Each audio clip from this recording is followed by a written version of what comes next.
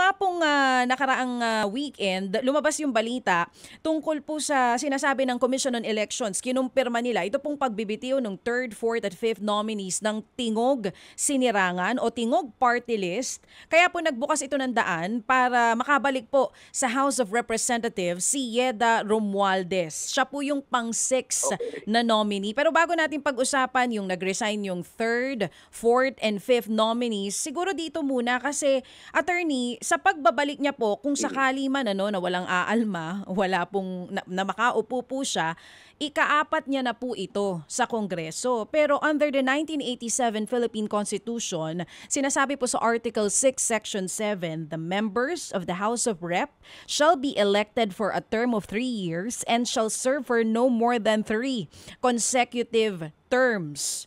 Paano po natin i-interpret ito? Kasi nung 2016 to 2019 umupo siya, 2019 to 2025 umupo muli siya, at ngayong uupo siyang muli bilang party list rep, ika-4 na niya.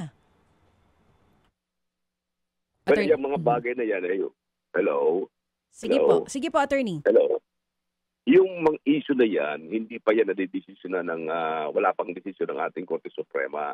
Ang tanging nakakaalam na mag-decision yan ay ang ating Commission on Election doon sa interpretasyon nila kung ang term ng isang congressman sa party list ay ibibilang din na term ng congressman doon sa district. In other words, kung ikaw ba ay naging district representative, yung ba ay counted kung ikaw ay magiging representative ng party list.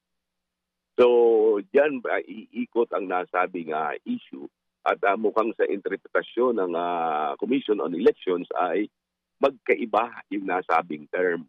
Kaya doon sa aking tingin ay nagkaroon ng decision ng COMELEC na payagang makaupo yung si Congresswoman Yeda.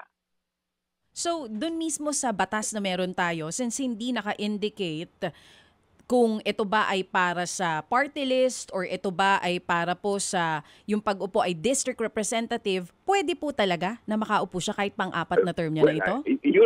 Yun ang interpretasyon ng COMELEC na pwedeng makaupo dahil sa hindi counted yung pagsisilbi niya bilang isang district representative. Para bang walang iniwan na kung ikaw ay naging district representative for 3 consecutive terms, abay pwede ka na uling tumakbo sa party list bilang representative ng party list. Kaya yan ay isang napakagandang issue na maaaring maidulog sa ating Korte Suprema o sa House Electoral Tribunal para malaman kung talagang itong bagay na yan ay pwede na magawa ng isang mambabatas.